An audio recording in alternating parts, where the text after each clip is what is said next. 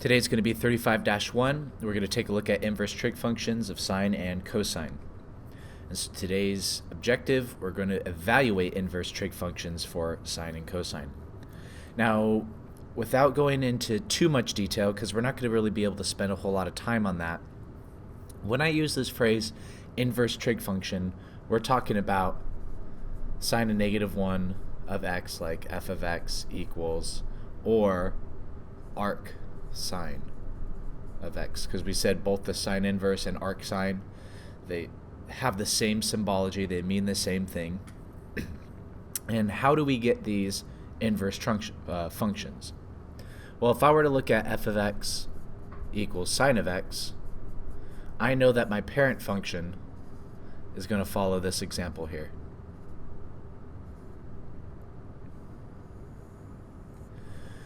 Well, if I wanted to transform that into the inverse,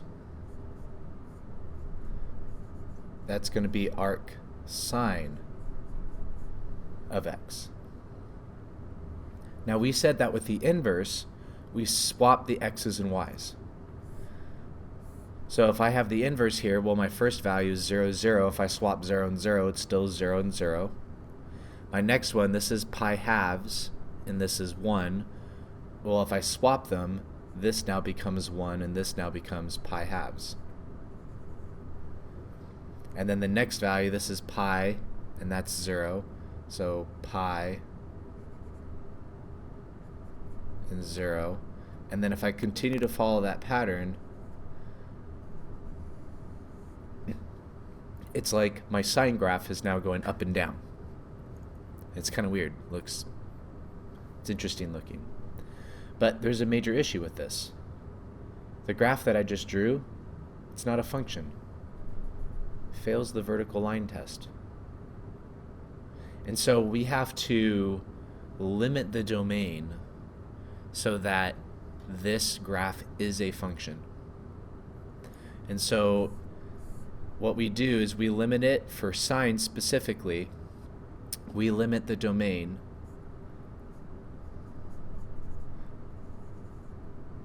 to 1 and -1, and for the range itself, we limit it between negative pi halves and positive pi halves, because now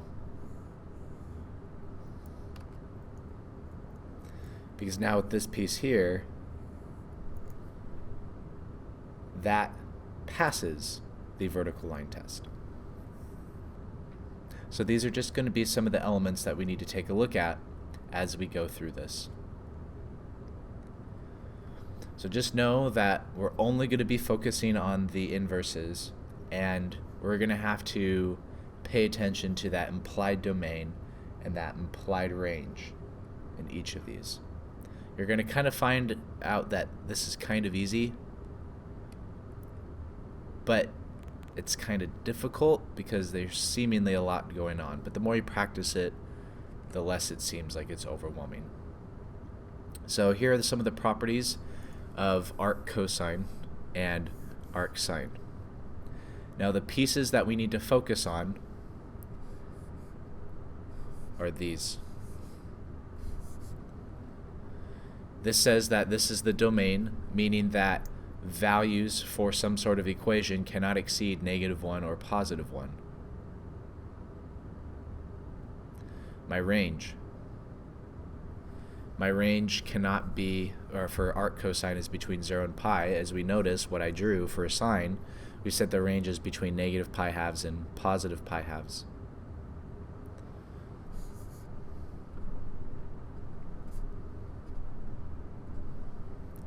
A few things to note is these pieces here, we're allowed to substitute t in for arc sine of x, or some sort of variable. I just say t. We're able to substitute some value t in for arc cosine of x. Now the reason why we would need to be able to do that is so that we can visualize the problem a little easier and be able to simplify it a little easier. Now one thing to remember is if we do that, we're representing t as some sort of angle, and that angle also has to exist within that domain. So we have to keep that into consideration. Whenever we see the domain, it's referring to the ratio. Whenever we see the range, it's referring to the angle or the rotation. And as we go through the problems, we're going to kind of realize that. So notice here, cosine of something, cosine of an angle equals a ratio. And that's why it's between -1 and 1. Arc cosine is referring to an angle, so it's the angle of this ratio. This is going to be x, and that's why x is between 0 and pi, is because it's referring to an angle. Now let's go through a few of these. It says arc cosine of 1/2. So because it says arc cosine, I know it's referring to an angle, and so it's saying what angle is going to give me the cosine ratio of 1/2. And so we have to look at the unit circle, and on the unit circle that's going to be here and here at pi thirds and 5 pi thirds. Now at pi thirds and 5 pi thirds, now we have to pay attention to the range. The range says between 0 and pi. 5 pi thirds is not between 0 and pi, and so I have to exclude that as one of my answers. Arc cosine of negative radical 2 over 2. So with this arc cosine here, looking at my unit circle, where is it going to be negative radical 2 over 2? That's going to be here and here at 3 pi force and 5 pi force. And this is all stuff done on the unit circle. And so the 5 pi force is not between 0 and pi. It has to stick with the correct range. And so therefore 3 pi force is my only answer. Now arc cosine of cosine. This is asking me for an angle. My answer should be an angle. But arc cosine and cosine, they're inverses of each other. Inverses cancel out.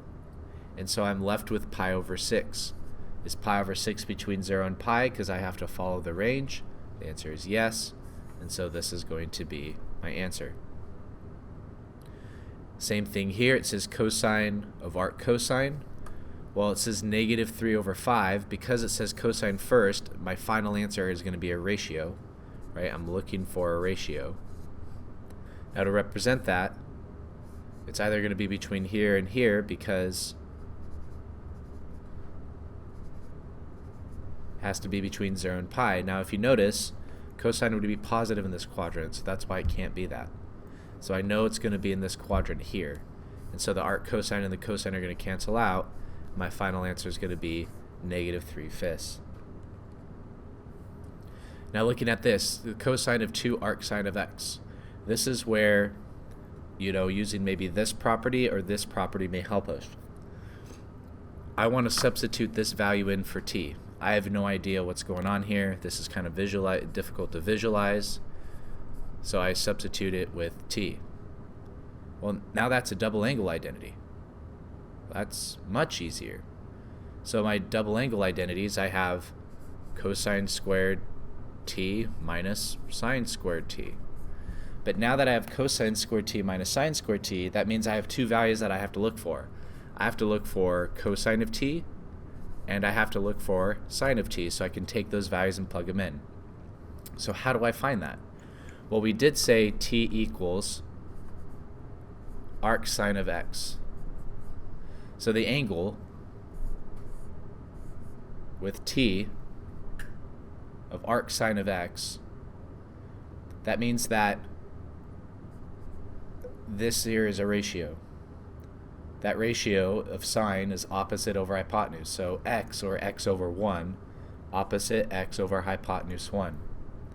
Now if I use the Pythagorean theorem, a squared plus x squared equals 1 squared. If I get a by itself, I'm going to get the square root of 1 minus x squared. So now looking at that same triangle, if I wanted to find the cosine, well, the cosine's adjacent over hypotenuse. So adjacent over hypotenuse. My sine is opposite over hypotenuse, which is just x. So now I can take those values and plug them in. So I'm going to get 1 minus x squared squared minus x squared. Well, now the square and the square root cancel out, so I get 1 minus x squared. And I'm going to get 1 minus 2 x squared as my answer. Now just remember, we said for cosine, my domain has to be between -1 and +1. So this statement here has to be between -1 and +1. And so we have to kind of think about, well, what type of values are going to do that? Another way of thinking it is 2x squared has to be less than or equal to 1. And 1 minus 2x squared has to be greater than or equal to -1. And it's the intersection of those two that's going to be your answer, because it has to be in between those. Maybe another way of looking at it is like that. Now, to just save time, when you do that, when you get x by itself and you take the square root and you do all that different stuff, you will get that it's going to be between -1 and +1. Let's look at a few more. Arc sine of radical 2 over 2. So this is saying what angle, right? Arc sine means angle for sine. What sine gives me radical 2 over 2? That's going to be pi force and 3 pi force. But we have to check the range now for sine. Sine says between -pi halves and pi. So this is an excluded value. This has to be my answer. Now for arc sine of -1/2. Sine is going to be -1/2 here at 5 pi 6 and here at 11 pi 6.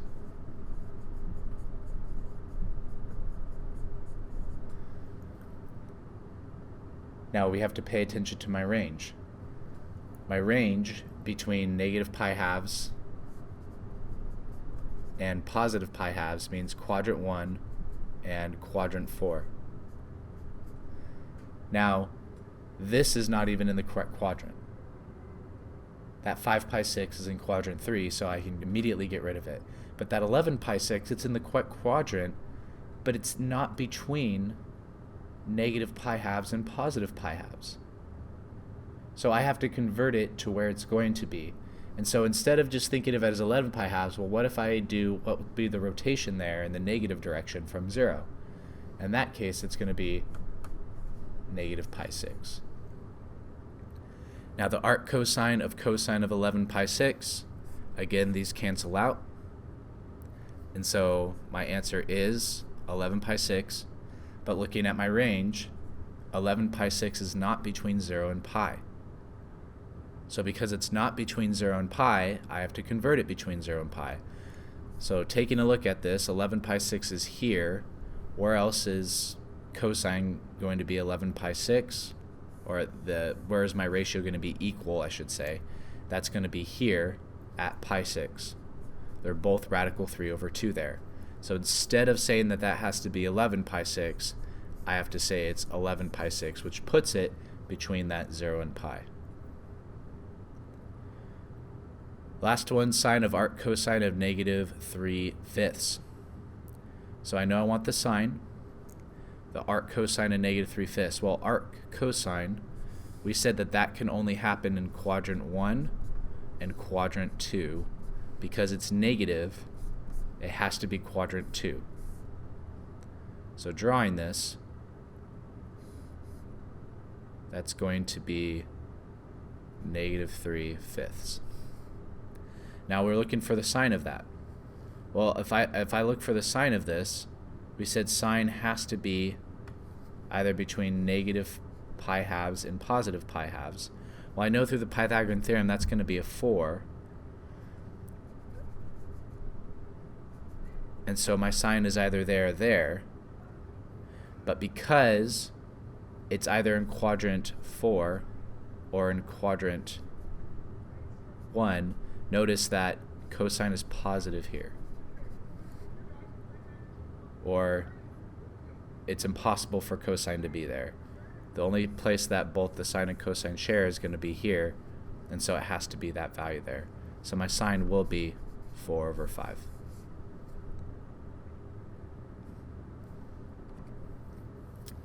Taking a look at the last one, tangent of arc cosine of x. Now we're going to talk about tangent tomorrow, but the domain for tangent is from negative infinity to positive infinity.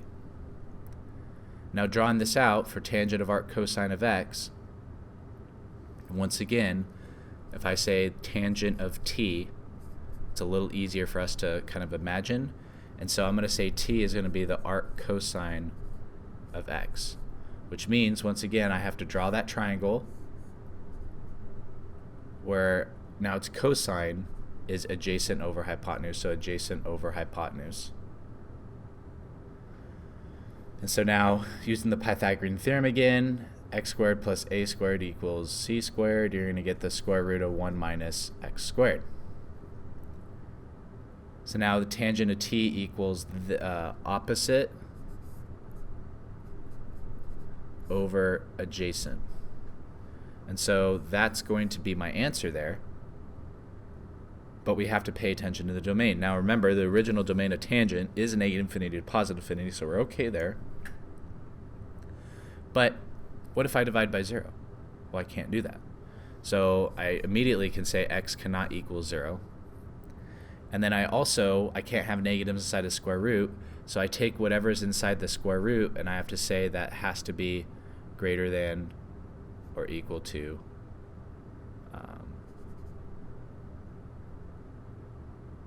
greater than 0, because it can't be 0, so I have to say it's going to be greater than 0. Now solving for this, if I add x squared to both sides, I'm going to get 1 is greater than x squared. Well, it's a quadratic, so we can say equals. And so if I take the square root, I'm going to get x equals plus or minus 1.